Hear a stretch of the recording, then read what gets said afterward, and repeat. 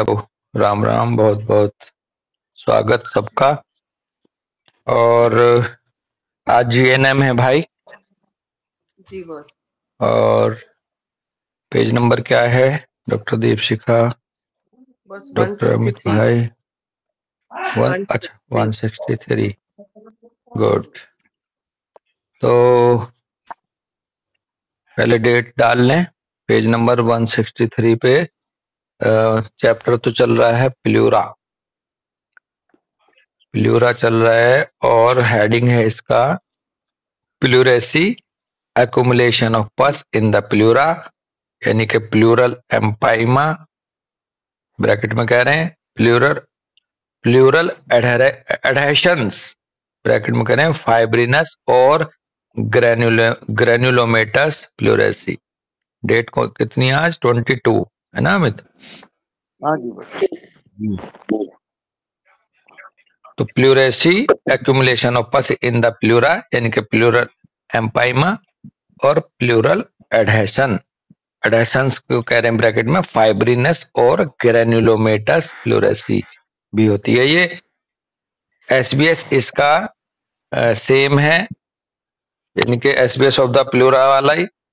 और इसमें जो कॉन्फ्लिक्ट है वो attack against the chest conflict मिलेगा, या फिर रियल अटैक, ओब्लिक थ्रेट और इमेजिन्ड थ्रेट वाला कॉन्फ्लिक्ट मिलेगा। फेस में कह रहे हैं यहाँ पर हीलिंग फेस को लेके चल रहे हैं, कह रहे हैं degradation of the pleural tumours, degradation of the pleural tumours, inflammation, severe chest pain by breathing, especially by the dry pleuritis, fever, night sweats, ये इसमें सिम्टम मिलेंगे। Growth due to chronically recurring conflicts, यानी कि track growth भी मिलेगी। और growth का reason यहां बता के चल रहे हैं क्रोनिकली रिकरिंग कॉन्फ्लिक्ट अगर है तो ट्रैक है। थेरेपी कह रहे हैं the conflict is resolved, accompany the healing, damp chest और whole body wraps with brine, enzyme preparations, lymph drainage, colloidal silver internally. तो डैम्प चेस्ट या कह रहे हैं होल बॉडी रैप कर दी जाए विद ब्राइन। ये ब्राइन क्या होता है भाई अमित? BRIN। बस वो शोरबा होता था शायद, अभी एक बार देख ले रहे। ब्राइन वैसे वो, हाँ वो आइसोटोनस सॉल्यूशन होता है उसका, नमक वाला। ओके, एक बार इसका गूगल पे डालो और क्लियर हो जाएगा। जी बस लिखा है कि brine solution is a highly concentrated solution of salt in water, it is also known as briny water. Okay, जो अमित शर्मा भाई कह रहे हैं वही है, साल्ट वाटर से बॉडी को रैप करने के लिए कहा गया। अच्छा देखो, वहीं से ही आई होगी ये बात कि इसको थोड़ा सा छाती पे वो मल दो, घी नमक करके, कुछ ऐसा गांव में रहता था ना कि कुछ जनरली जहाँ भी फॉलिंग होती है तो वहां पर कहते हैं ना कि नमक के पानी से उसकी सिकाई करो। हाँ हाँ हाँ, वो बिल्कुल। कहीं भी एडीमा आ रहा है तो सॉल्ट का काम, बस सॉल्ट का बेसिक काम यही है। इसीलिए नेट्रम्यूर इसीलिए इंट्रोवर्टेड है, इसीलिए वो आपके पानी को सोखता है। वो उस एडीमा को एब्जॉर्ब करने को वो रखता है। ओके ओके, इसलिए नेक्स्ट हेडिंग है हाईली कंसंट्रेटेड बोला ना इन्होंने। हाँ, हाईली कंसंट्रेटेड बोला, बिल्कुल। हाँ, इसको लिख लो बोल के, हाईली कंसंट्रेटेड साल्ट वाटर है जी, साल्ट सॉल्यूशन। Okay, brine. और आप भी बिल्कुल सही थे, शोरबा ही बोलते हैं इसको, उसमें रिपर्टरी में अगर हम पढ़ते थे। हाँ जी, फिश ब्राइन और हाँ। जो अरे वो ब्राइन है। नेक्स्ट हेडिंग है प्लूरेसी और एडहेशंस कॉज्ड बाय डस्ट। ब्रैकेट में कह रहे हैं for example asbestos pleurisy, pleurisy या फिर एडहेशन। एडहेशन का मतलब आपस में दोनों का चिपक जाना एक तरह से, दोनों लेयर जो है, जो डस्ट की वजह से हो। एसबीएस इसका सेम होगा, वही एसबीएस ऑफ द प्लूरा के अंतर्गत attack against the chest conflict या रियल अटैक, ओब्लिक थ्रेट और इमेजिन थ्रेट। इसमें फेस में कह रहे हैं हीलिंग फेज में इसकी degradation of the pleural tumour, although the pleura has no direct contact with dust, it can co-react conflict activity। यद्यपि प्लूरा डायरेक्ट कांटेक्ट में नहीं होती डस्ट के, ये को-रिएक्ट करेगी कॉन्फ्लिक्ट एक्टिवली। इसमें इट कैन को-रिएक्ट कॉन्फ्लिक्ट एक्टिवली। इसको आगे एक्सप्लेन कर रहे हैं। The inhalation of dust is unpleasant for everybody. Inhalation तो डस्ट का हर किसी के लिए अनप्लीजेंट होगा ही। Constant or intense inhalation can lead to a dust attack conflict against the lung। इसलिए लगातार इंटेंसिव इनहेलेशन, लगातार डस्ट का, वो डस्ट अटैक कॉन्फ्लिक्ट की तरफ ले जाएगा against the lung. This dust is toxic and I have to breathe it in all the time. Feel यह रहेगा मरीज में, ये डस्ट टॉक्सिक है और मैं हमेशा इसको, हर वक्त इसको इसी में सांस लेना पड़ रहा है मुझे, या ले रहा हूं। ये स्थिति बढ़ेगी growth of a pleura mesothelioma. फिर ये आगे जब बढ़ेगा inflammation of the pleura in the healing phase with pain, fever, night sweating. Pleural callosities due to relapses, यानी कि प्लूरल कैलोसिटीज को ये प्लेक भी बोल रहे हैं ब्रैकेट में, वो बार बार रिलैप्स होने की वजह से वहां पर प्लेक्स भी बन जाएंगे। जो पीछे आया था ग्रोथ, वो फ्लैट मिलेगी या प्लेक्स मिलेंगे। अगर प्लेक्स मिल रहे हैं तो अमित शर्मा भाई रिलैप्सिस की हिस्ट्री है, इसका मतलब कहीं ना कहीं। हाँ जी बस, हाँ जी बस। फिर हैप्पी में कह रहे हैं by relapse find out what the conflict and or track are and if possible resolve them in real life। real is in this case avoid any source of dust। और यदि वास्तव में कोई ऐसा केस है जहां मिले तो सोर्स ऑफ डस्ट को अवॉइड करो, मसाज करो, लिम्फ ड्रेनेज मसाजेस करो, एंजाइम प्रिपरेशंस जो हैं, ये जो भी हैं इसको डिटेल में पता कर सकते हैं। Breathing exercises for cleaning and strengthening. ये आपका एस्बेस्टोसिस का, एस्बेस्टोस प्लूरेसी या प्लूरेसी का थेरेपी बताइए। नेक्स्ट हेडिंग है अमितपाल भाई, collection of fluid in the pleura. हाँ बेटा बोलो। एक सवाल आ रहा है मन में। जी बिल्कुल। जैसे ये डस्ट का अभी है, डस्ट की वजह से प्लूरेसी हो रही है, तो हम इसमें जो लेंगे रूब्रिक्स वगैरह, वो किस तरीके के लेंगे? ये बात बिल्कुल सही आ रही है। इससे पहले, इससे ऊपर वाली लाइन पे भी जब हम जाएंगे ना, तो हमारी जो पैथोलॉजीज हैं वो हमारे को सारी चीजें क्लियर करती हुई चलनी चाहिए। क्योंकि उन्होंने कहा pleurisy accumulation of pus of the in the pleura, pleural adhesions. Adhesions का मतलब ये ग्रोथ आ गई, ग्रोथ आ गई तो फियर, और फियर से ऊपर हमारे पास डेल्यूजन्स में हमें जाना पड़ेगा क्योंकि ग्रोथ आ चुकी है। हाँ, ग्रोथ और प्लूरल एडहेजन्स। एडहेजन्स जब चोट लगने वाली है तो इंजरी की और उसकी उस तरह का हो रहा है कि हाँ ये मेरे को तंग कर रहे हैं, ये मेरे साथ ऐसा कुछ हो सकता है, अभी तक वहां डर था। और जब फाइब्रिन एक्सेस आ गया, बस फाइब्रिन एक्सेस का मतलब बॉडी ने अपने आप को फ्रेजाइल समझ लिया या बॉडी डिफेंड कर लिया है, डिफेंड कर लिया। डिफेंड तभी करेगी जब उसने समझ लिया कि बेटा तेरे तो चोट लगी जाएगी, तू तो कमजोर लग जाएगी या लगी है, लग गई, लगी है, हाँ लग गई जी बिल्कुल। तो यहाँ पर यहाँ पर जैसे आप कह रहे हो ना कि कौन कौन सी सिचुएशंस में अभी हमारे पास किस किस तरह की जब ट्यूमर बन चुके तो इसका मतलब डेल्यूजन्स की तरफ आप ज्यादा रहेंगे। हाँ, एक है तो ना भाई? डेल्यूजन की, और डेल्यूजन भी क्या, delusion injured being, delusion poisoned, है जी, Injury about to receive, delusion injure, being हाँ injured at all. हाँ। तो एक तो हाँ, ये आ रहा है, और कोई आ रहा है किसी के माइंड में? अमित पाल, डॉक्टर बस श्रेय, डॉक्टर सिमरन। बस जो डेल्यूजन क्रिटिसाइज्ड होता है ना, हाँ वो भी छात्र, कोई भी ऐसा रिमार्क जो आपकी एकदम से चोट पहुंचाए, उसको भी आदमी के छाती से, के इनने तो छाती पे को ले ली इस बात को। हाँ, सर मेरे इसमें एक हाँ ये भी डाउट है कि अगर हम डेल्यूजन इंजर्ड लेते हैं कि इंजरी हो रही है इसलिए उसने ट्यूमर बना दिया, और दूसरा लेते हैं कि फियर ऑफ बीइंग इंजर्ड कि बार बार इंजर ना हो जाऊं तो मैं एक ट्यूमर बना दूं, तो वो भी तो हाँ दोनों चीजों में हो सकता है। हाँ, दोनों में हो सकता है, लेकिन अमित शर्मा का भाव ये था कि अगर ग्रोथ हो चुकी तो उसके दो भाव हैं कि वहां पर स्ट्रक्चरल चेंजेस आ जाएगा,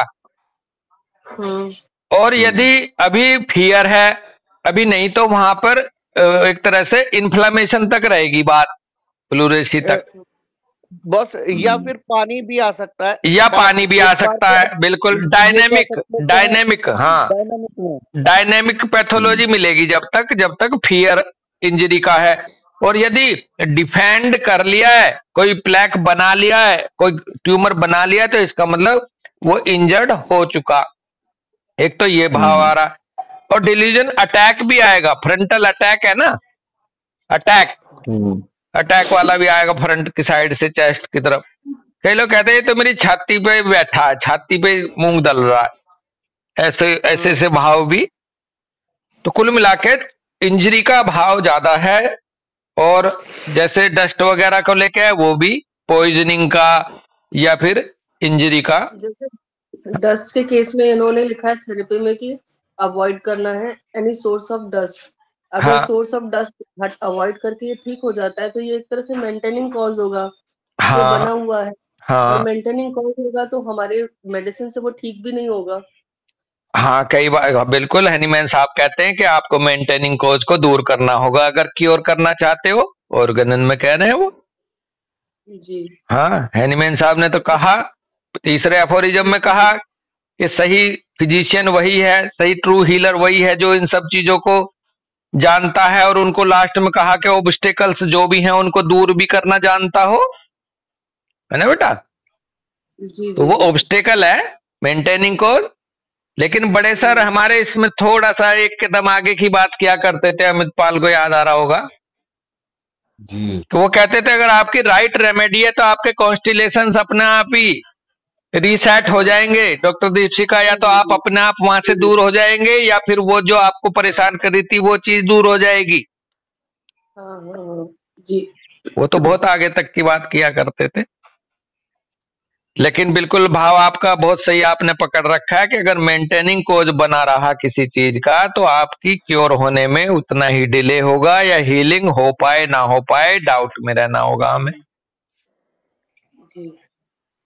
है ना भाई। और बस बिल्कुल आप लोग थे नहीं शायद, डॉक्टर श्रेय भी नहीं थे, मैं छोटे भाइयों बहनों से यही बोल रहा था, मैंने कहा बच्चों जिस जिस तरह से जाके रिपर्टरी रूब्रिक और उस रूब्रिक के फिर सब रूब्रिक, हाँ क्योंकि अब हमारे पास ये आ गया इसके, जैसे श्रेय कह रहे हैं ना कि अब हम ये देख सकते हैं कि किस किस तरह के डेल्यूजन या किस किस तरह की चीजें उसमें आ सकती हैं, वो हमारे को हमारे रिपर्टरी बताएगी कि हाँ भाई और क्या क्या इसमें आ सकते हैं। हाँ, वैसे वैसे ना पैरेलल कोई ना कोई उस चैप्टर को खोल लिया करो रिपोर्टरी में। तो जैसे हाँ अमित पाल बैठे हैं, भाई सिमरन है, डॉक्टर दीपशिका है, ऐसा है, तो उसमें यहीं के यहीं वो रूब्रिक आ जाएंगे। आप मोबाइल पे या कहीं वो वाला पार्ट खोल लिया करो, जैसे लंग्स का खोल लो, रेस्पिरेटरी का, तो उसमें उसका यहीं का यहीं वो हम अपडेट हो जाएंगे। तो जो हमें याद होते हैं फिर हम वही बात करते हैं, जैसे अमित भैया बता रहे हैं, अमित शर्मा। तो कोई कोई रूब्रिक हो तो आप निकाल के बोलो जरा इसको लेकर के।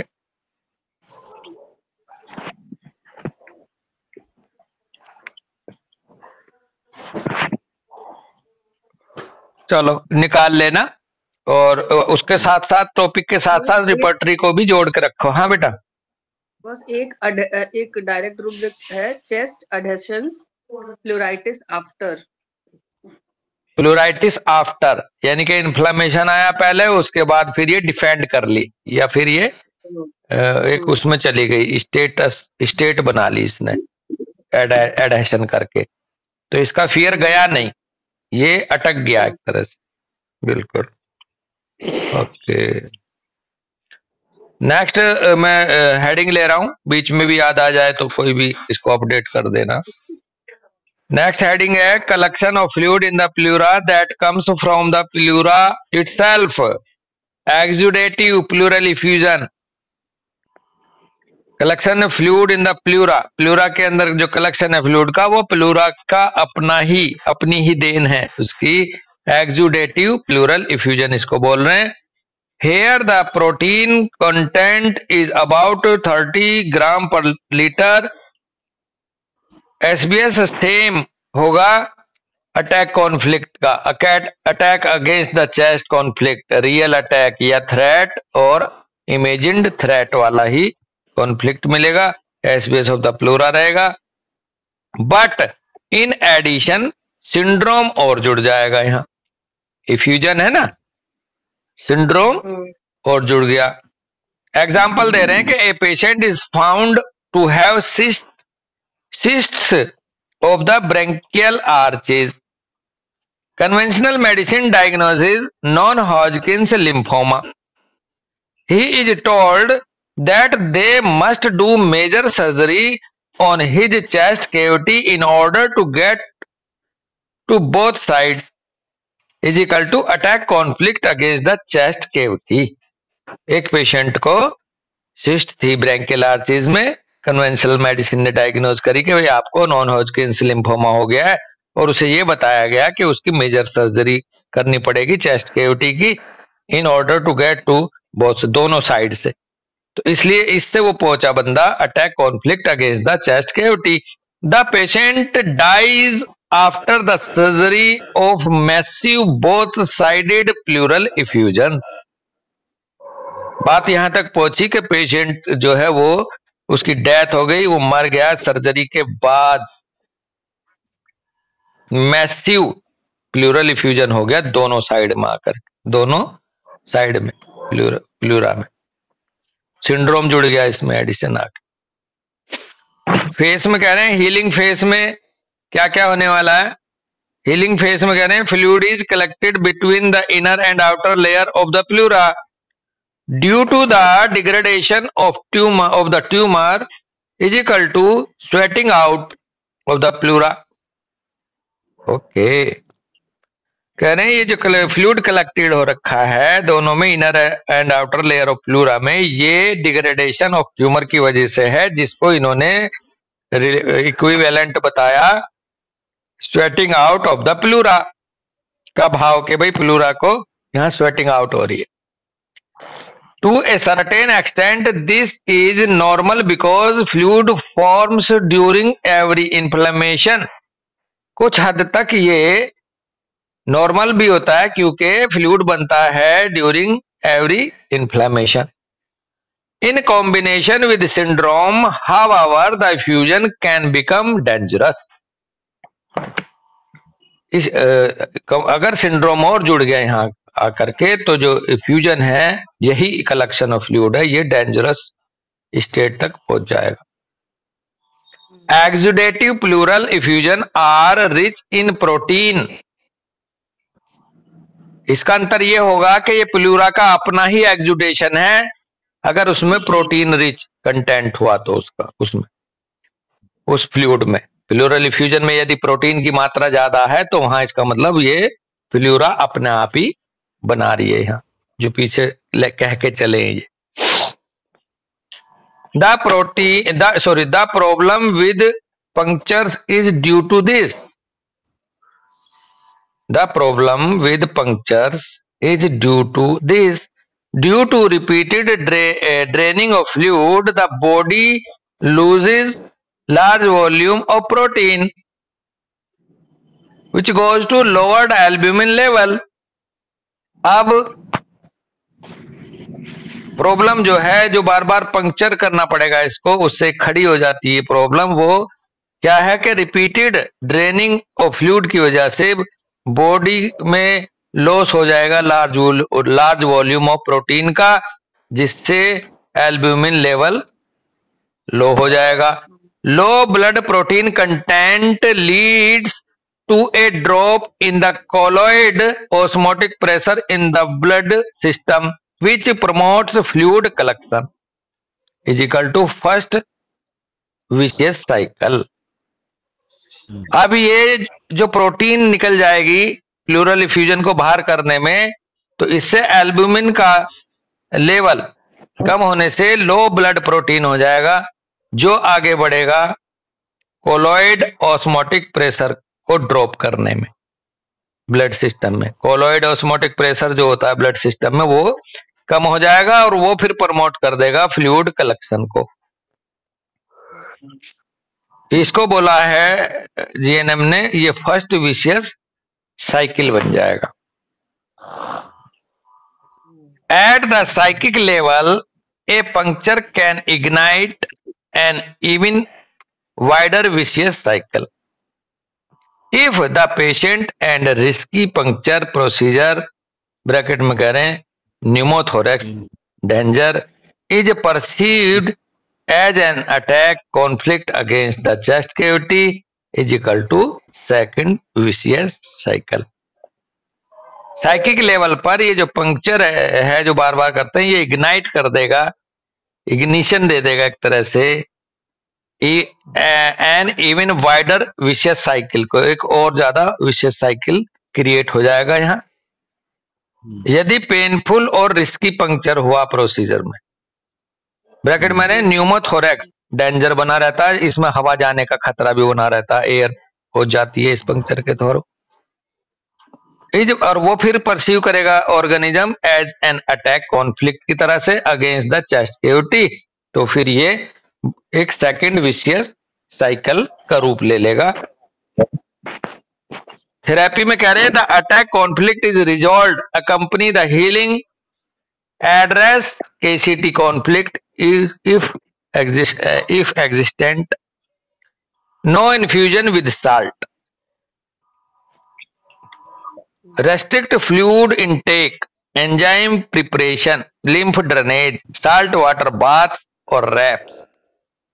टी में कह रहे हैं stinging nettle horsetail golden rod intake of biologically valuable protein, for example eggs, cheese,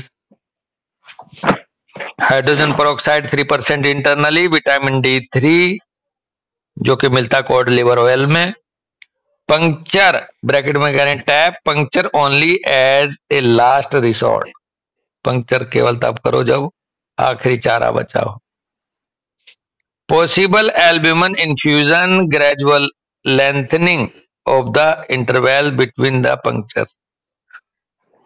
possible हो तो एल्ब्यूमिन इन्फ्यूजन दो, ग्रेजुअल मतलब बीच में समय बढ़ाओ इंटरवल का, पंक्चर करने की अगर जरूरत आ रही है तो उसमें भी थोड़ा सा ड्यूरेशन बढ़ाओ पंक्चर का, बार बार मत करो जल्दी जल्दी। ये था कलेक्शन ऑफ फ्लूइड। हाँ भैया कोई पॉइंट रखना है अमित शर्मा? पवन बस इसमें देखो, अब हमारे पास डायरेक्ट रूब्रिक है एक्सुडेटिव प्लूरिसी करके है ना, exudative pleura, inflammation of pleura exudative. लेकिन इसमें एक चीज और बहुत अच्छी आ गई कि ये और गहरा चोट लगी हुई है क्योंकि इसमें प्रोटीन इन्वॉल्व हो गए। प्रोटीन क्या है? हमारे बिल्डिंग ब्लॉक है, हाँ हाँ है ना जी। और प्रोटीन्स बाहर आने लगी, अगर प्रोटीन्स बाहर आने लगी तो बॉडी जो है वो बहुत उसमें, मेरे को लग रहा है कि फिर उसमें सुसाइडल या वो डेथ, हाँ डेथ की तरफ बढ़ रही है, हाँ डेथ डिजायर सुसाइडल, बिल्कुल। क्योंकि ये जो इसमें आ गई क्या कहते हैं प्रोटीन्स आने लगी, हाँ बिल्कुल। मैं बार बार इस बात पर कराऊंगा या ध्यान दिलाता रहता हूँ, जो मतलब हमारी जो पैथोलॉजिकल प्रोसेस है वो हमारे को ये बताता रहेगा कि इसकी ग्रेविटी कितनी चल रही है हमारे साथ, हाँ या इसकी साइकी में क्या चल रहा है इस ऑर्गेनिज्म की। ये हाँ टुवर्ड्स जी, डेथ जा रहा है, डिफेंड कर रहा है या सैक्रिफाइस कर रहा है खुद को? हाँ जी। बिल्कुल, बहुत ही बढ़िया, बहुत ही सुंदर पॉइंट उठाया आपने ये। और कोई कुछ कहेगा? अरे यहाँ पे एक रूब्रिक है, kidney renal failure accompanied by pleural effusion. ये एक डायरेक्ट है, अगर जो मतलब इसको सुसाइडल डिस्पोजिशन को रीनल फेलियर के हिसाब से देख सकते हैं क्या?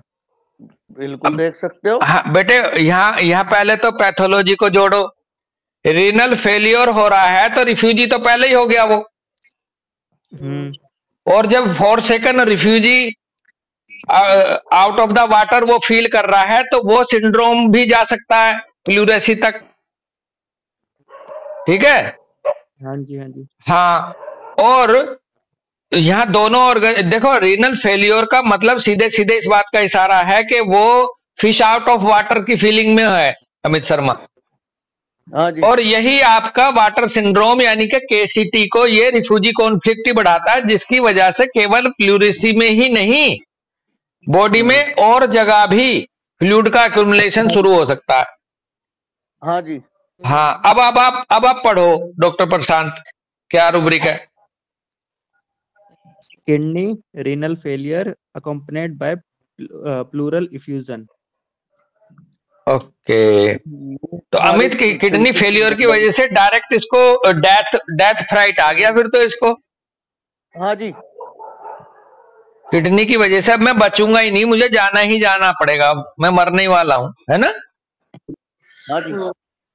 इसलिए लंग्स की तरफ बढ़ा है भैया। यही फिश आउट ऑफ वाटर है, यही situation fish out of water है कि मेरे को मेरे घर से दूर कर दिया, रीनल फेलियर में चला गया और अब मैं मरने वाला हूँ, वो लंग भी इन्वॉल्व हो गए। हाँ, यही मरने फिश वाला आउट हूं ऑफ का वाटर। भाव ज्यादा लंग्स दे रहा है। अगर यही इसको एब्डोमिनल एसाइटिस हो जाती, लीवर में कहीं और फ्लूइड इकट्ठा हो जाता, तो अभी मरने जैसा डर नहीं है, लेकिन डायरेक्ट लंग्स इन्वॉल्व हो रहे हैं, तो यहां सीधे सीधे डेथ फ्राइट उसको फील हो रहा है इस रीनल फेलियर की वजह से, ऐसा लग रहा हाँ है। जी।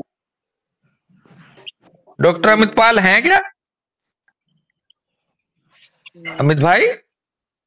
हाँ जी भैया, हूँ अभी।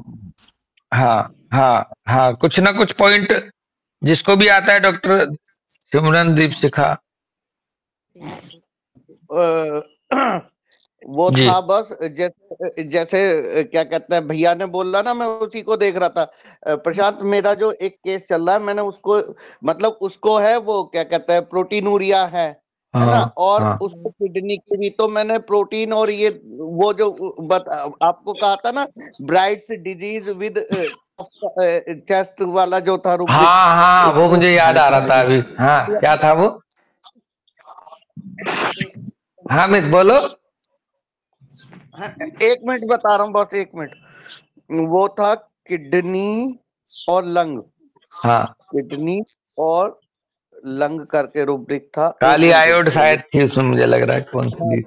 काली आयोडी है, मेडिसिन अमित याद पाल है। को याद आ रहा होगा रूब्रिक, अमित पाल के सामने बात हुई थी मलिक सर से जब आप बता रहे थे। ये है kidneys inflammation, nephritis, brides disease, albuminous nephritis after oedema of lung.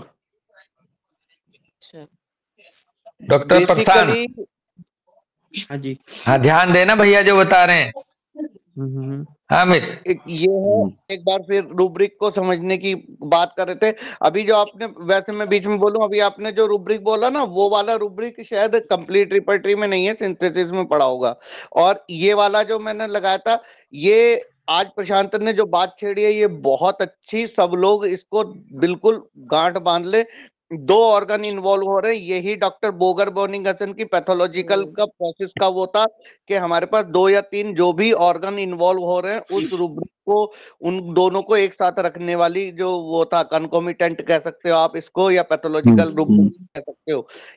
उसी तरह से मैंने उस पेशेंट को, एक दिक्कत थी प्रोटीनूरिया की दिक्कत है उसको, और उसके साथ में उसको होती है हमेशा बहुत ज्यादा खांसी, हाँ, यानी कि लंग्स में बहुत इन्वॉल्व रहता था, और जितनी खांसी होती थी उतना ही प्रोटीनूरिया ज्यादा होता था, या जैसे प्रोटीनूरिया ज्यादा होता था तो दोनों एक साथ चल रहे थे। हाँ पहले खांसी आई थी तो इसमें आया था, हमने डाला था किडनी और लंग जहां दोनों एक साथ इन्वॉल्व हो रहे हैं, तो रूब्रिक निकल कर यही आया था कि inflammation, kidney, brides disease, albuminous nephritis, ये प्रोसेस उसका चल रहा है। हाँ और दूसरा oedema of lung, oedema of खांसी जब आएगी इसका मतलब कहीं ना कहीं लंग्स में स्वेलिंग हुई थी। हाँ हाँ बस हाँ बेटा। बॉस, वैसे मैं ये बोल रही थी, ये जो दोनों रूब्रिक है, एक तो जो प्रशांत ने बताया हाँ। कि एक रूब्रिक है हमारे पास ये वाला रीनल फेलियर। एक सेकंड, क्या था वो rubric? Renal failure. Renal complete bye failure, pleural effusion. हाँ, उसमें अरे एक सेकंड मैं निकाल ही लेती हूँ। बेसिकली दोनों रूब्रिक अलग हैं, एक में किडनी अफेक्शन पहले आया है, लंग अफेक्शन बाद में आया है, एक में लंग हाँ, पहले आया फिर लंग पहले आया। किडनी आया। हाँ कहने का हाँ। मतलब ये है मेरा। हाँ हाँ, लेकिन क्रॉस रेफरेंस दोनों के लिए दे रखा है और सिंगल मेडिसिन है और एपोसाइनम उसके। एक में एप्रोसाइनम है, एक में कैली, तो दोनों के एक में पहले जैसे आपने बताया कि उसमें किडनी इफेक्ट हुई और उसके बाद लंग 4 सेकंड हाँ फीलिंग आई, फिर हाँ उसमें वो चला गया हाँ, डेथ डिजायर में। हाँ और हाँ, यहाँ पे पहले उसको डर आया, डर इसलिए आया, हाँ आपने हाँ उसके हाँ बाद एल्ब्यूमिनस उसका सिंड्रोम बना। नेफ्राइटिस इन्होंने आया, तो दोनों अपोज मतलब बिल्कुल अलग कॉन्फ्लिक्ट में जाएंगे फिर। हाँ हाँ जी, हाँ। हाँ बिल्कुल। बिल्कुल दोनों का प्रोसेस, दोनों का भाव, दोनों की जर्नी अलग अलग होगी, जी जी जी जी बिल्कुल ये अलग बात अलग हो सकती है। आपको तो घर पहले से मैं दूर कर दिया गया हाँ और वो आपका एग्जिस्टेंस खतरे में पड़ गया, डेथ फ्राइट जैसा, हाँ बिल्कुल जी, बिल्कुल। तो पहले लंग इन्वॉल्व हो सकता है, बाद में फिर किडनी हो सकती है। या फिर आपको हाँ जी, किडनी का अचानक पता चला कि आपकी किडनी फेल होने वाली है डायग्नोसिस में, और फिर आपको बाद में लंग इन्वॉल्व हो सकता है बेटा। जी जी बिल्कुल बिल्कुल। रूब्रिक उसमें देखो, और मेरे उसमें जो क्या कहता है नई वाली जो कंप्लीट रिपर्टरी है, रीनल हाँ फेल्योर का एक ही रूब्रिक दे रखा है, स्वेलिंग, इडिमेटस, किडनी कंप्लेंट्स इन रीनल फेल्योर, ऑक्सीडेटम और अलग है। लेकिन ये प्रशांत का रूब्रिक बहुत अच्छा है। प्रशांत का जो रूब्रिक है ना, रीनल हाँ फेल्योर अकम्पनीड बाय प्लूरिसी। हाँ अच्छा, हाँ एक मजे की बात और सुन लेना यहाँ। बात अब प्रशांत के लिए मैं बोल रहा हूँ, आप लोग तो बड़े भाई बहन जानते हैं सब। यहाँ जरूरी नहीं है कि वहां प्लूरल इफ्यूजन हो। अभी अमित शर्मा भाई बोल रहे थे कि खांसी थी उसको साथ में। हाँ जी, हाँ, और अगर खांसी है और वहां प्लूरल इफ्यूजन नहीं भी है, तब भी इस रूब्रिक को लगा सकते हो आप। हाँ जी, ठीक है। हाँ, तो इसमें बहुत अच्छा सा ये जनरलाइजेशन हो जाता है। अगर वो ऑर्गन इन्वॉल्व हो रहा है साथ में, तो उसमें जितनी भी पैथोलॉजी आती हैं, प्लूरल इफ्यूजन कह लो, प्लूरेसी कह लो, जो भी कह लो, वो एक जनरलाइज करके आप उसको रूब्रिक को यूज कर सकते हो। मलिक सर हमेशा हेड को यूज कर ले रहे हैं, हेड नर्वस सिस्टम को यूज कर ले रहे हैं कन्वल्जेंस के रूप में, स्पाजम के रूप में, वर्टाइगो को उसमें ले जाते हैं, है ना अमित पाल शर्मा, याद आ रहा होगा आपको। हाँ जी, हाँ। हेड नर्वस क्या बॉस मतलब? जैसे जैसे बड़े मलिक सर एक बहुत अच्छा रूब्रिक उठा रहे हैं आजकल नक्सोमिका को लेके, कि किसी का अगर पेट की गड़बड़ है डाइजेशन से रिलेटेड, और साथ में उसको नर्व्स ब्रेन में, हेड में कोई भी वर्टाइगो हो, कन्वल्जन आता हो, कंफ्यूजन होता हो, तो इसका एक रूब्रिक रूब्रिक है, convulsion mind convulsion indigestion with. ये तो आईबीएस के लिए बहुत अच्छा हो गया। हाँ, मैं बताया ना। हाँ, आईबीएस को भी ले लो, बिल्कुल वही है। लेकिन इसमें सिंगल मेडिसिन है, तो कहीं भी नर्वस, ये बात क्या हो गई, कहीं भी nervous system involve, nervous system कहीं भी इन्वॉल्व हो गया आपके डाइजेशन के साथ में, बात समझ रहे हो? Conversion means nervous system. भाई माइग्रेन भी तो नर्वस सिस्टम में आता है ना सिमरन, हेडेक भी तो नर्वस सिस्टम में आता है, वर्टाइगो भी तो नर्वस सिस्टम में ही आता है, कंफ्यूजन भी तो नर्वस सिस्टम में क्रिएट होता है, और साथ में जुड़ा हो एब्डोमेन भी, मतलब वो डाइजेशन। और ये तो आपने बहुत अच्छा याद दिला दिया, आईबीएस का सर ने तो डायरेक्ट दिया था अमित शर्मा मुरादाबाद में, अमित पाल, ये वाला नक्सोमिका को बैड एवर्जन 2। बैड एवर्जन, हाँ बैड एवर्जन 2, बिल्कुल बिल्कुल जी। हाँ, आईबीएस को तो सीधे जोड़ दिया था सर ने कि अगर बैड एवर्जन 2 है आईबीएस लेंगे, और सीधे नक्सोमिका कवर करती है। दो ही मेडिसिन है, आईपीकैक, एपिकाक्वान और नेक्सोमिका। हाँ, और और जो आईबीएस, एक मिनट अमित, आईबीएस जो जुड़ा है इसमें इंटेस्टाइनल पैथोलॉजी नहीं होती है, ये माइंड से रिलेटेड होता है आईबीएस। जी तो यहाँ आ गया कन्वर्जन इंडाइजेशन विद। बिल्कुल बिल्कुल। हाँ अमित शर्मा क्या कह रहे थे?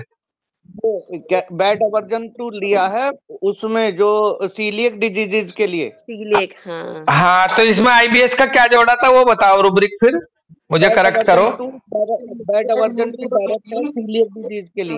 हाँ, लेकिन नक्सोमिका था उसमें भी। नक्सोमिका बैड एवर्जन में है, नक्सोमिका बैड एवर्जन में है, लेकिन बैड एवर्जन 2 डायरेक्ट जो जुड़ा है वो है सीलियक डिजीज से। अच्छा, ये सीलियक डिजीज भी तो आईबीएस की तरह ही है ना? उसी का एक नहीं, और सीलियक डिजीज है वो भी तो है बेटा, इंटॉलरेंस ऑफ ये स्टार्च। हाँ, तो सीलियक डिजीजेज में बेसिकली क्या है, सीलियक आईबीएस में तो मेरा एक कंफ्यूजन रहता है। आईबीएस का बेसिक जो है कंफ्यूजन, क्या अंदर रखना क्या नहीं रखना, कैसे रहना, बिल्कुल। वहां पर दो चीजें चलती है, कंफ्यूजन और irritability at the brain level, इसीलिए वो आईबीएस है। और ये जो है सीलियक डिजीजेज में ये हो गया कि जो मेरे लिए बहुत जरूरी है उसी से मुझे दिक्कत हो रही है। आर्निका वाला। बिल्कुल। हाँ, तो ये जो है ये एक बैड एवर्जन 2 तो है सीलियक डिजीज, और आईबीएस में हमारे को उसका देखना पड़ेगा कंफ्यूजन कहाँ है, इरिटेबिलिटी कहाँ है। नहीं बिल्कुल, कंफ्यूजन विद इरिटेबिलिटी आईबीएस है, बिल्कुल क्लियर हो आप। और बैड एवर्जन सीलियक डिजीज में होता क्या है जनरली कि जो स्टार्च वगैरह का एब्जॉर्प्शन वो करती है बॉडी, डिस्कार्ड, विलाई वगैरह, इंटेस्टाइनल विलाई वगैरह डेवलप नहीं होती इसमें, फ्लैट इंटेस्टाइनल लेयर हो जाती है अंदर की, है ना? तो हाँ, कोई और कुछ कह रहा था, अमित पाल कह रहा है शायद। तो हम लोग रूब्रिक की बात कर रहे थे ना कि किडनी एक्सकरी और उधर देखी, तो उसमें मैं ना छोटे भाई बहनों को ये बताना चाहूंगा कि भाई जो जैसे सिंगल मेडिसिन पड़ी तो इधर से आ रही है डिस्टर्बेंस। हाँ बोलो। सिंगल मेडिसिन पड़ी है, एपोसाइनम पड़ी है, कहीं कैलक्रियाइड पड़ी है, तो भाई देने से पहले ना पीछे का डिस्पोजिशन जरूर मैच करना। वो है छोटों को बोल रहा हूँ, बड़ों को तो सब नहीं, बड़ों को भी बोल भाई, अब हमें भी रिवाइज करना बार बार ही। तो वो इतनी तेज सप्रेस की तरफ जाएगा ना, मैं इसे प्रैक्टिकली देख चुका हूँ यूज करके इन चीजों को भी।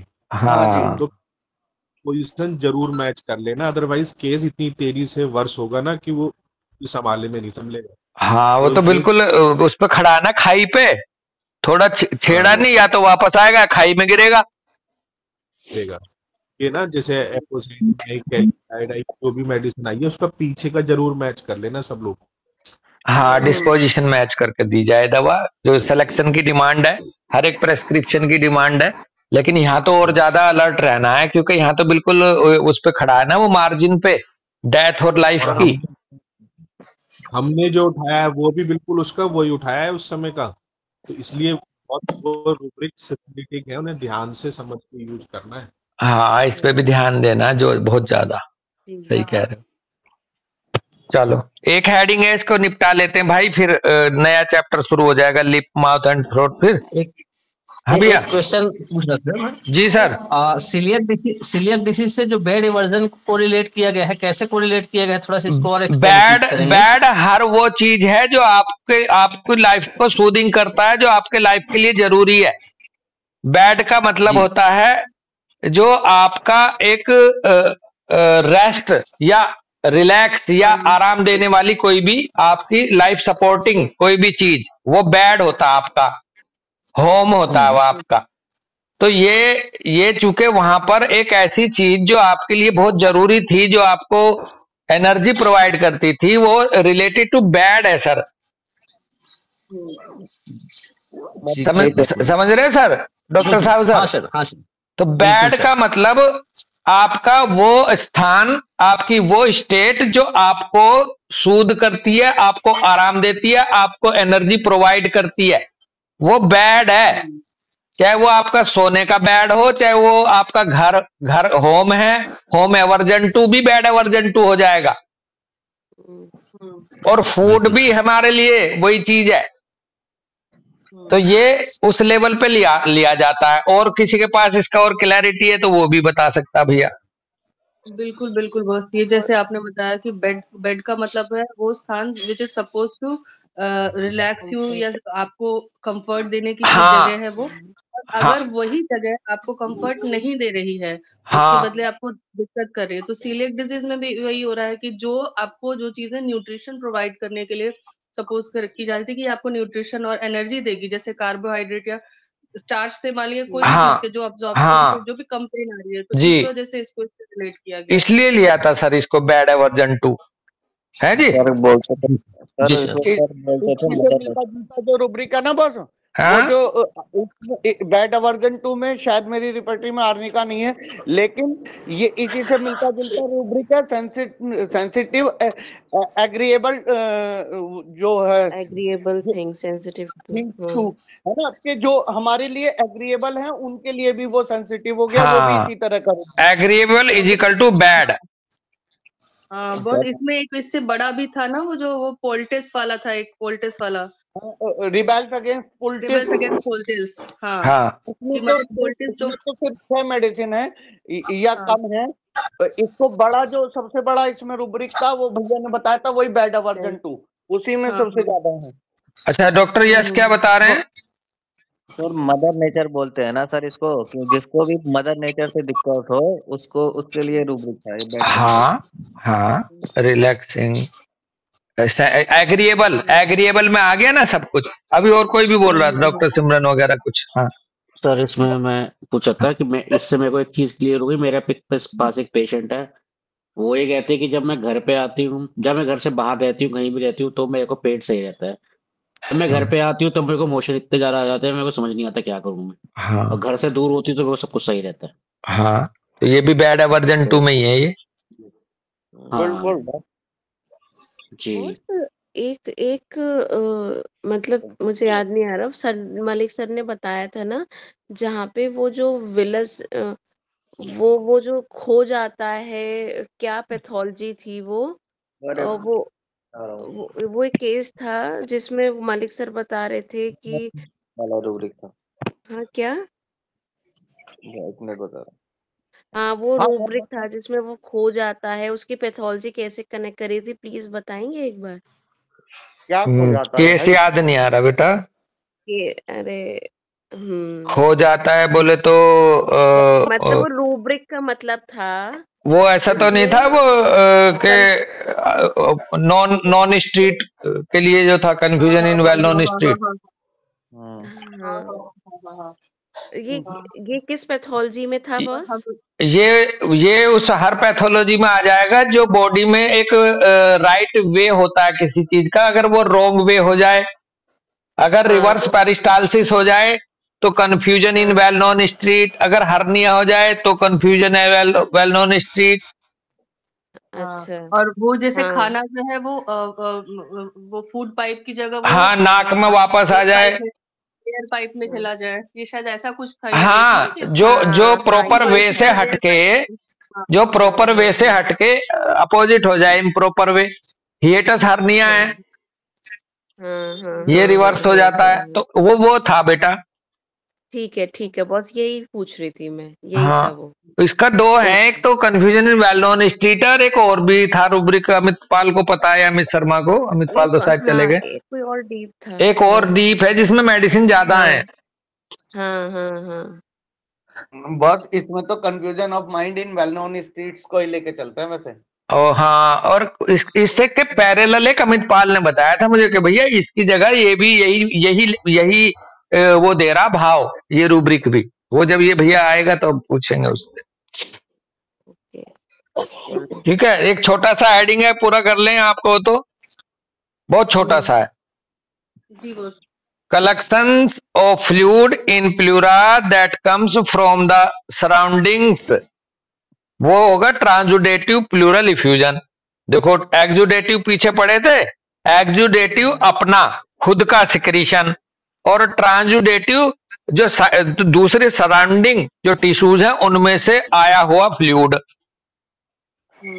तो collection of fluid in the pleura that comes from the surrounding, यानी कि ट्रांसुडेटिव प्लूरल इफ्यूजन, इसमें प्रोटीन कंटेंट नहीं मिलेगा, तो इसका मतलब सीधे इसमें प्लूरा का अपना कॉन्फ्लिक्ट इन्वॉल्व नहीं है, दूसरे किसी साइड बाय, फॉर एग्जांपल जैसे लीवर, फॉर एग्जांपल जैसे हार्ट, या ऐसा कोई दूसरे का भी कॉन्फ्लिक्ट मिल सकता है। कितना क्लियर हो जाएगा, अगर प्रोटीन कंटेंट है तो वो एक्सुडेशन में बताया था, और ट्रांसुडेटिव में जनरली प्रोटीन कंटेंट नहीं मिलता। Through transudative pleural effusion protein content are less than 30 gram per litre मिलता है, लेकिन अगर 30 ग्राम पर लीटर से नीचे अगर इसकी क्वांटिटी है तो इसको ट्रांसुडेटिव प्लूरल इफ्यूजन की तरफ देखा जा सकता है। Fluid seeps from inflamed surrounding tissue into the pleural cavity. जो ये फ्लूइड आता है, ये जो सराउंडिंग टिश्यू है उनका इन्फ्लेमेशन की वजह से प्लूरल कैविटी में आ जाता है। This can be the case with a week heart, यानी कि हार्ट फेलियर की वजह से हो सकता है, लो ब्लड प्रोटीन लेवल की वजह से हो सकता है, हंगर एडिमा, जो अपने डाइटिंग में जाते हैं ना लोग, डॉक्टर सिमरन, पतला होएंगे हम तो, है ना, और विद हीलिंग रिब्स की वजह से हो सकता है, ब्रेस्ट बोन की हीलिंग की वजह से हो सकता है, थोरेसिक वर्टिब्री की हीलिंग की वजह से हो सकता है, लंग्स और ब्रोंकाई की हीलिंग की वजह से हो सकता है। There are significant accumulation of water only by syndrome. अगर यहाँ अच्छा खासा सिग्निफिकेंट एक्युमुलेशन है तो वो उसका कारण पीछे फिर सिंड्रोम मिलेगा। बहुत अच्छे से डिफरेंशिएट हो गए अब ये दोनों तरह के फ्लूइड कलेक्शन प्लूरा में, एक्सुडेटिव और ट्रांसुडेटिव अलग अलग। एग्जाम्पल कह रहे हैं, अच्छा कॉन्फ्लिक्ट कह रहे हैं, हाँ बेटा, इसका मतलब पहले वाले के साथ तो डेड डिजायर भी ले सकते हैं। हाँ हाँ, वहां तो सीधे देखो, डेथ डिजायर से भी बड़ी बात क्या है कि वहां सीधे वही टिश्यू इन्वॉल्व है प्लूरा, और यहाँ पड़ोसियों की वजह से उसे दिक्कत हो रही, वहां उसके घर में खुद का झगड़ा, यहाँ पड़ोसियों के झगड़े से परेशान है ट्रांसुडेटिव में। कॉन्फ्लिक्ट में कह रहे हैं not an SBS of this pleura but some other SBS usually born with syndrome. यहाँ इसका अपना एसबीएस नहीं होगा प्लूरा का, दूसरे एसबीएस होंगे यहाँ, जैसे ऊपर भाव बताया लाइनों में। एग्जाम्पल बता रहे हैं कि women with breast cancer undergoes radiation and chemotherapy, this makes the breast small and unsightly which results in the local self-worth conflict with respect to the breastbone. As she comes into healing, the healing bone presses the emerging fluid into the pleura, is equal to transudative pleural effusion. तो अगर breast pathology है breast cancer की और chemotherapy radiation में गई है, तो उसकी वजह से देखो सीधे प्लूरा तो वहां था नहीं, लेकिन उसको इस दूसरे एसबीएस की वजह से यहाँ पर ट्रांसुडेटिव प्लूरल इफ्यूजन होगा हीलिंग फेज में। थेरेपी में कह रहे हैं see exudative pleural effusion and causative SBS above. Therapy में वही जो एक्सुडेटिव प्लूरल इफ्यूजन का था कि कॉन्फ्लिक्ट अटैक को हटाओ, केसीटी को रिजोल्व करो अगर है तो, बाकी रेस्ट्रिक्ट फ्लूइड इनटेक करो, एंजाइम प्रिपरेशन करो, ऊपर जो अभी पढ़ के निकले थे वही थेरेपी इसकी भी होगी। तो ये हमारा चैप्टर पूरा हो गया है प्लूरा का। और नेक्स्ट डिस्कशन में लिप्स, माउथ एंड थ्रोट चलेगा।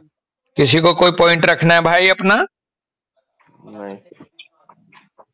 बस चलो, इस टॉपिक से रिलेटेड क्वेश्चन नहीं है, लेकिन मेरे को एक डाउट है, क्या मैं पूछ सकती हूँ? हाँ बिल्कुल बेटा। बस फ्री टर्म डिलीवरीज जो होती हैं उनके पीछे क्या मतलब रीजंस हो सकते हैं? क्या बोले, फिर से क्वेश्चन बताओ। जो प्री टर्म्स डिलीवरी हो जाती है एक्सपेक्टेड डेट ऑफ डिलीवरी से काफी पहले, लगभग 15 दिन 20 दिन पहले, तो उसके क्या मतलब हम लोग रीजन सस्पेक्ट कर सकते हैं? बताओ भाई। डॉक्टर दीपशिखा, डॉक्टर सुमन।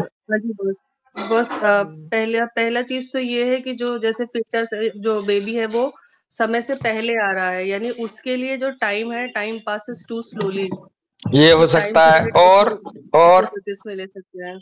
और अगर मदर के साथ कोई पैथोलॉजी ना इन्वॉल्व हो जिसकी वजह से ऐसा हो, कई बार मदर की कॉम्प्लिकेशंस भी होती है ना जिसकी वजह से बच्चे को निकालना है, तो अगर वो है तो उसमें मदर का देखेंगे, मदर का देखना पड़ेगा।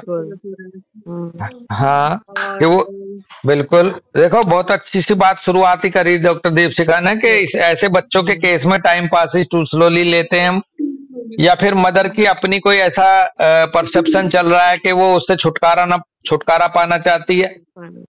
जी है ना?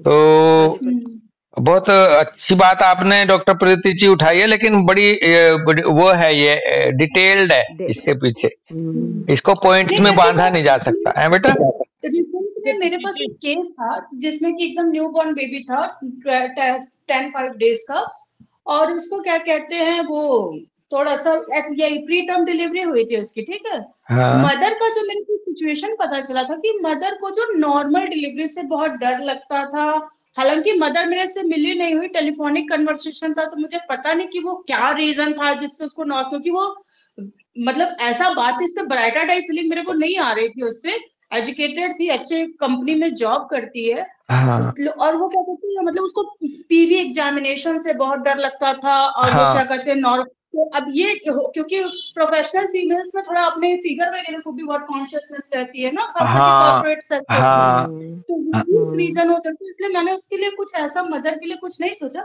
लेकिन मेरे को ये लगा कि वो एंजाइटी और फियर कहीं ना कहीं एकोनाइट वाला है, जो मतलब डिलीवरी से पहले थोड़ा बहुत हर एक फीमेल को होता है, थोड़ा मदर का नियोनेटल जॉन्डिस हाँ, मदर के पेन का भी डर हो सकता है, मदर को पेन का, सफरिंग का बिल्कुल हो सकता है, आप सही कह रहे हो। और यहाँ पे हाँ भैया, यहाँ पे मदर के थॉट प्रोसेस को पता करना पड़ेगा कि क्यों वो अर्ली डिलीवरी क्यों चाहती है। हाँ, इसलिए तो डॉक्टर साहू हम कह रहे हैं ना कि ये केस ही डिसाइड करेगा कि ये यहाँ पे अर्ली क्यों आया, प्री टर्म का कारण क्यों बना। लेकिन डॉक्टर प्रीति जी का भाव यही था कि क्या क्या पॉसिबिलिटीज हो सकती हैं।